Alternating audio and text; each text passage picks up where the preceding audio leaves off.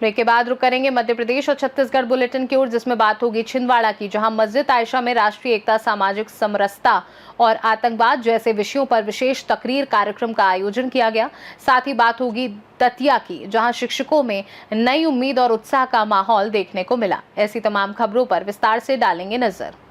अनूपपुर जिले के ग्राम छिल्पा के पटेरा टोला क्षेत्र से ग्रामीणों ने आरोप लगाया है कि क्षेत्र में शासकीय योजना और विकास कार्यों में अनियमितताओं की शिकायतें सामने आ रही हैं। ग्रामीणों का कहना है कि पेयजल और निर्माण कार्यों के लिए स्वीकृत शासकीय संसाधनों के उपयोग को लेकर पारदर्शिता पर सवाल उठ रहे हैं। साथ ही कुछ विकास कार्यों में निर्धारित मानकों के विपरीत काम होने के भी आरोप लगाए जा रहे हैं। ग्रामीणों ने प्रशासन से मामले की जाँच कराकर उचित कार्यवाही की मांग की है। वहीं इस संबंध में स्थानीय प्रशासन से आधिकारिक प्रतिक्रिया प्रतीक्षित है।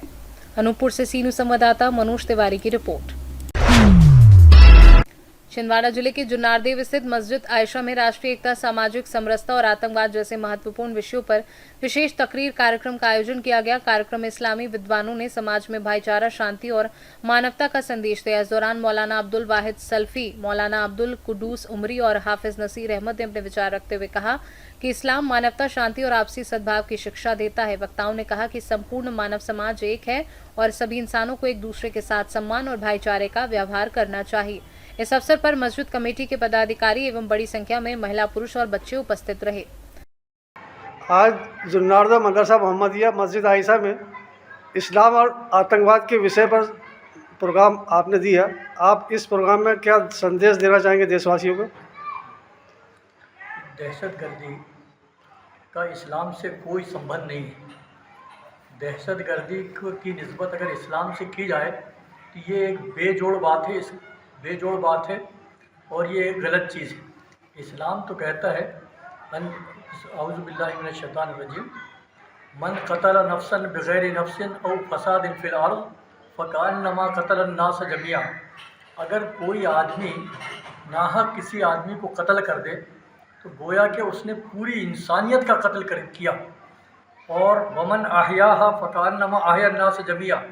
और अगर किसी ने किसी की जान के तहफ़्फ़ुज़ के लिए कोशिश की, किसी की जान की हिफाजत की, तो गोया कि उसने पूरे इंसानियत की हिफाजत की, उसकी बक़ा के लिए, उसके तहफ़्फ़ुज़ के लिए। तो गोया कि इस्लाम से दहशतगर्दी का कोई संबंध नहीं है। इस्लाम दहशतगर्दी की इजाज़त भी नहीं देता और ये चीज़ है। सर, कुछ इस्लामी तंजीमें दहशतगर्दी के नाम पे मतलब बमबारी करती है, दहशतगर्दी आतंक फैलाती है और अपने आप को मुस्लिम कहती है। मुस्लिम तंजीम जैसे ISI, अल-कायदा, ऐसे बहुत से संगठन हैं। इनके बारे में आप क्या कहेंगे सर? ये लोगों को गलतफहमी, ये जो दहशतगर्दी है, ये आतंकवाद या टेररिज्म, ये 20वीं सदी के आखिरी में ये लफ्ज़ लोगों की ज़बान पे आया या 21वीं सदी के शुरू में। उसके पहले इस लफ्ज़ से लोग नावाकिफ़ थे, ये लफ्ज़ लोग नाआशना थे। हकीकत ये है कि जो इस्लाम की तालीम है कुरान और हदीस के अंदर, इसकी गुंजाइश बिल्कुल भी नहीं है। अब जो लोग जज्बात में आके करते हैं और वो लोग इस जो हादसा उनके ज़रिए अंजाम दिया जाता है, ये जो काम किया जाता है और फिर उसकी निस्बत इस्लाम की तरफ करते हैं, तो हकीकत में उनने जो इस्लाम की तालीम है, जो कुरान और हदीस के ज़रिए मिलती है, वो लोग उससे जाहिल हैं, नाआशना हैं, नाबलद हैं। अगर वो कुरान और हदीस को समझे होते, इस्लाम को समझे होते, तो कभी भी इन वाक़यात की निस्बत इस्लाम की तरफ नहीं करते। जुन्नारदेव से कैमरा पर्सन सानू के साथ वीरेंद्र अग्रवाल की रिपोर्ट। दतिया जिले के नवनियुक्त जिला शिक्षा अधिकारी SK वर्मा के पदभार ग्रहण करने पर आजाद अध्यापक शिक्षक संघ ने उनका भव्य स्वागत किया। संघ के जिलाध्यक्ष साबर सिंह दांगी के नेतृत्व में आयोजित कार्यक्रम में जिले भर से पहुंचे शिक्षकों ने पुष्पमालाओं और पुष्पगुच्छ देकर उनका अभिनंदन किया। इस दौरान शिक्षकों ने विभाग से जुड़ी लंबित समस्याओं, पदोन्नति, वेतन, स्वत्व भुगतान और प्रशासनिक प्रक्रियाओं से संबंधित मुद्दों को भी रखा। शिक्षकों ने उम्मीद जताई कि नए नेतृत्व में शिक्षा विभाग में कार्यों में तेजी आएगी। जिला शिक्षा अधिकारी SK वर्मा ने शिक्षकों को भरोसा दिलाया कि उनकी समस्याओं के समाधान को प्राथमिकता दी जाएगी। दतिया से सीनू संवाददाता नितिन दांत्रे की रिपोर्ट। सोनकच्छ के वार्ड नंबर 9 चमन बाजार में बच्चों के पुराने विवाद को लेकर राजीनामे की बातचीत के दौरान दो पक्षों में अचानक लाठी डंडों और धारदार हथियारों से खूनी संघर्ष हो गया, जिसमें 15 लोग घायल हुए, जिनमें महिलाएं और बच्चे भी शामिल हैं। पुलिस ने घायलों को अस्पताल पहुंचाया, जिनमें से गंभीर 6 लोगों को देवास रेफर किया गया। पुलिस ने दोनों पक्षों पर मामला दर्ज कर कुछ आरोपियों को हिरासत में ले लिया है और जांच जारी है। मैंने मना करा था और मेरे छोरे को राजी मनाने के लिए बुला रहे थे, तो मैंने क्या किया, हाँ कर लेना, पर माफ़ी मांगना, तुम हमारी दिल्ली पे आए थे तो हमने माफ़ी मांग लो तो हम कर लेंगे, और हम तो यूँ भी कर लेंगे। तो ये चार ही छोरे नहीं मान रहा था, अल्तामस भाई की बात ना गुड्डू भाई की बात मान रहे थे बड़ों की, और यूँ कह रहा था हम तो अयान को मारेंगे, जान से मारेंगे, 9 तारीख के बीच में 10 तारीख के बीच में मारेंगे, पर इसको मारेंगे, इसको खत्म कर देंगे। उस बार भी पहली बार भी हमारी दिल्ली पे आए थे ये, फिर दूसरी बार भी दिल्ली पे आ रही हो, और दूसरी बार भी आके देखो मेरे छोरे को मेरे सिर में लगी है और खुना खुद जो मेरे छोरे को हो गया है, तो पूरे सावेर परिवार काय से मारपीट करी आपके तलवार चाकू डंडे पाइप और पत्थरों से इन लोगों ने तुम्हारे साथ मारपीट की? हमारा झगड़ा ये सादिक, बंटी, पप्पू, राजू और उसका भाने और आमिर खान का भाने एस खान, और देवास वाला उसका सलीम उस्ताद का नवासा सद्दाम और फिरोज, हफीज़ का छोरा फिरोज के बाद तौसीफ और उसके सारे परिवार के लोग थे, और उनने देवास से भी कुछ लोगों को बुलाए थे छोरों को हमारे को मारने के लिए, और वो सुबह से ही हमारे को गुंडा दे रहे थे। चमन बाजार में आके कह रहे थे, गाली गुप्ता कर रहे थे, पहले गाली गुप्ता करके गए, फिर हमारा भैया अजमत छोटे वाला घर से आ गया था दुकान पे चमन बाजार में, तो उसको अकेले को रोक के सबने मारा। उसके बाद हम गए और हमारे बड़े भाई कवरेज, बड़े भाई शाहरुख भाई, लतीफ़ भाई साहब, सोहेल साहब भाई, तो सबको मारा, और मेरे हाथ में लग गई है, मेरा सीना बहुत लपक चुका है। देवास से सीनू संवाददाता साजिद पठान की रिपोर्ट। छत्तीसगढ़ में शराब दुकानों को लेकर राजनीतिक बयानबाजी तेज हो गई है। भाजपा और कांग्रेस के बीच आरोप प्रत्यारोप का दौर जारी है और इसी क्रम में भाजपा अनुसूचित जनजाति मोर्चा के प्रदेश उपाध्यक्ष एमडी ठाकुर ने कांग्रेस पर दोहरी राजनीति करने का आरोप लगाया है। एमडी ठाकुर ने कहा कि कांग्रेस पहले जिन मुद्दों को जन आंदोलन बनाकर उठाती थी, आज उन्हीं मामलों में चुप्पी साधे है। उन्होंने आरोप लगाया कि वर्ष 2017-18 में निजी भवन में संचालित सरकारी शराब दुकान का कांग्रेस ने विरोध किया था, लेकिन अब खुज्जी विधानसभा क्षेत्र में शराब दुकान को लेकर स्थानीय कांग्रेस नेताओं की ओर से कोई प्रतिक्रिया नहीं दी जा रही है। इस बयान के बाद क्षेत्र की राजनीति में नई बहस शुरू हो गई है। इस तरीके से कांग्रेस नेताओं को लेकर के लगातार भाजपा द्वारा बयानबाजी की जा रही है, उसमें एक क्रम में आपने भी एक बयान दिया है, क्या है पूरा मामला? खुज्जी विधानसभा क्षेत्र के अंतर्गत एक गांव है खुज्जी, और खुज्जी विधानसभा क्षेत्र के अभी वर्तमान विधायक हैं भोलाराम साहू जी। भोलाराम साहू जी ने 17-18 में छुरिया के स्थानीय विधायक राजेंद्र पाल सिंह भाटिया जी के निजी जमीन में शराब दुकान खुला था, उसका इन लोगों ने विरोध किया था। उसमें भोलाराम जी धरना प्रदर्शन किए थे, और आज जब उसके निजी ज़मीन में शराब दुकान खुला है तो हम ये जानना चाहते हैं कि कांग्रेसी आखिर क्या करना चाहते हैं। एक तरफ शराब दुकान का विरोध कर रहे थे, और आज वो उसकी नैतिकता कहाँ गई? लोगों को भ्रम करने का जो ये दुष्प्रचार कर रहे हैं, या तो वो बंद करे या प्रदेश के कांग्रेस कमेटी से नोटिस जारी करे भोलाराम साहू के कि आखिर ऐसा क्यों हुआ है। ये बात बिल्कुल सच है, पूरा क्षेत्र में ये चर्चा का विषय है कि कांग्रेसी केवल बात करते हैं, सिद्धांत की बात करते हैं, लेकिन सिद्धांत में वो खरा नहीं उतरते। शराब घोटाले को लेकर के लगातार फायदे सामने आते रहते, बातें सामने आती रहती, उसको भी कैसे देखते हैं? लगातार उसमें बड़े नेताओं के नाम जुड़ते रहते हैं। शराब दुकान की जो घोटाले का जो चल रही है वो ईडी का छापा है, और ईओडब्ल्यू का वो तो चल रही है, कोर्ट में प्रकरण लंबित है। उस समझ में और ज़्यादा इसमें कुछ नहीं कहना चाहता। जो प्रकरण कोर्ट में लंबित है वो कोर्ट के जो फैसला आएगा वही सही होगा। क्या लगता है, बयानबाजी लगातार कांग्रेस द्वारा किया जा रहा है, लेकिन उसमें किसी भी प्रकार से परिणाम या प्रमाण नहीं मिल पाता? कांग्रेस पास कोई मुद्दा नहीं है, तो ये अवसर की तलाश में रहते हैं, लेकिन अवसर नहीं मिलता तो कुछ भी बयानबाजी करते रहते हैं, लेकिन जो सच है उसको क्यों उजागर नहीं करते। करें ना भाई उनके बीजेपी कांग्रेस वाले। भोलाराम आपने कैसे दुकान में अपने निजी दुकान में, निजी जमीन में दुकान क्यों खोला है, पूछे तो पूछने की साहस रखे ना। दुर्ग से सीनू संवाददाता धर्मेंद्र गुप्ता की रिपोर्ट।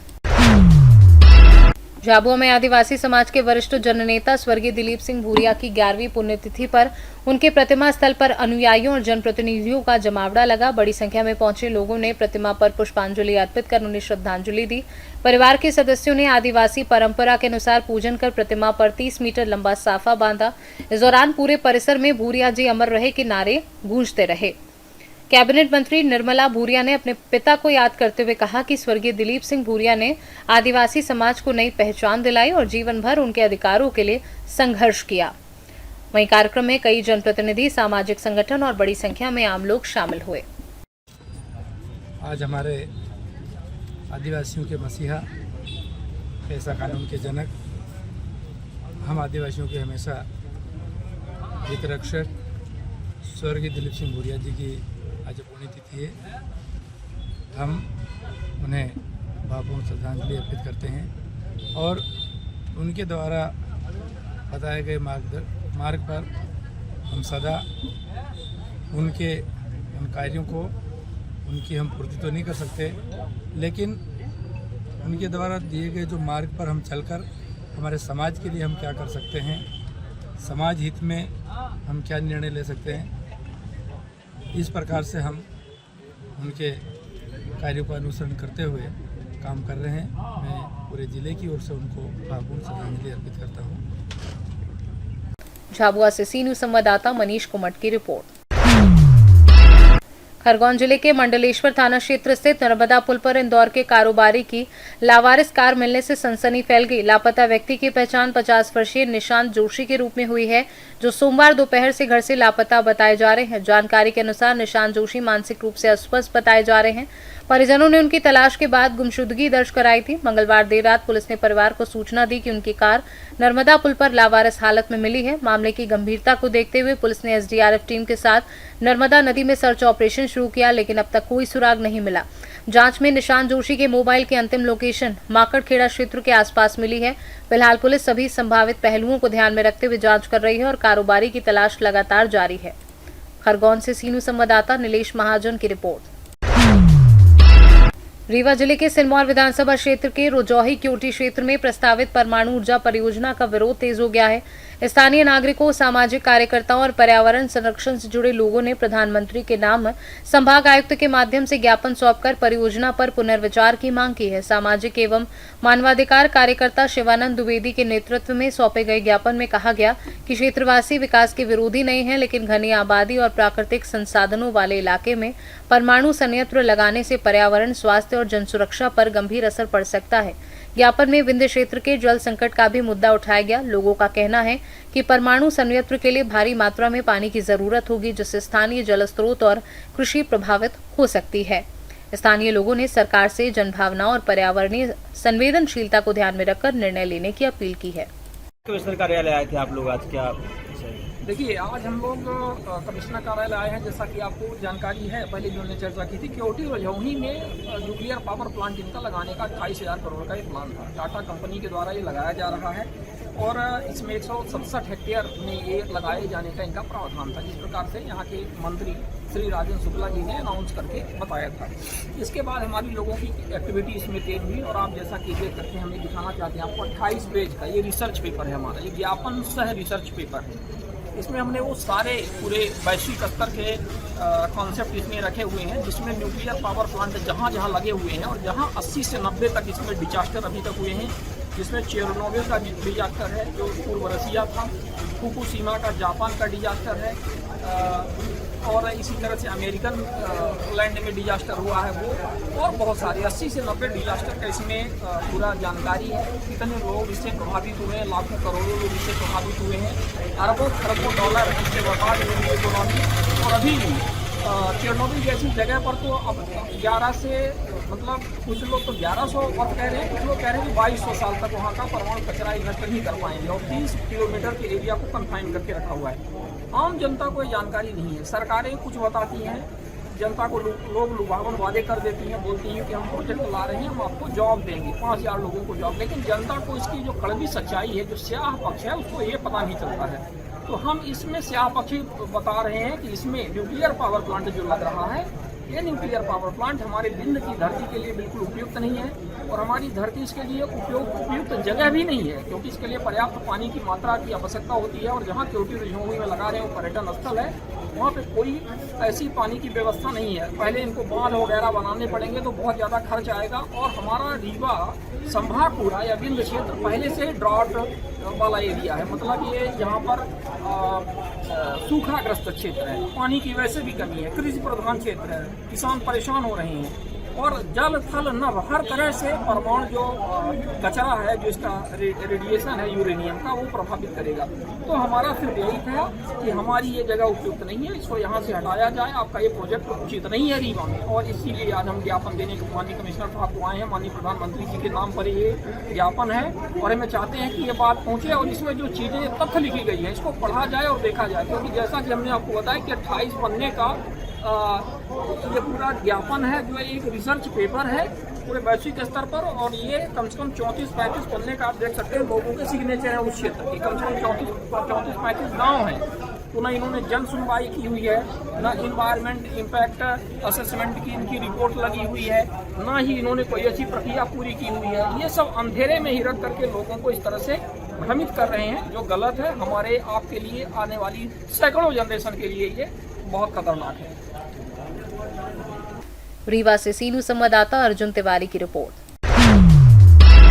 उमरिया जिले के इंदुवार थाना क्षेत्र के ग्राम मझोली में एक दर्दनाक घटना सामने आई, जहां घर के पास स्थित कुएं में गिरने से 25 वर्षीय महिला की मौत हो गई। घटना के बाद गांव में शोक का माहौल है। मृतका की पहचान उड़न काली जायसवाल पत्नी अतुल जायसवाल के रूप में हुई है। ग्रामीणों ने कुएं में शव दिखाई देने पर तुरंत परिजनों और पुलिस को सूचना दी।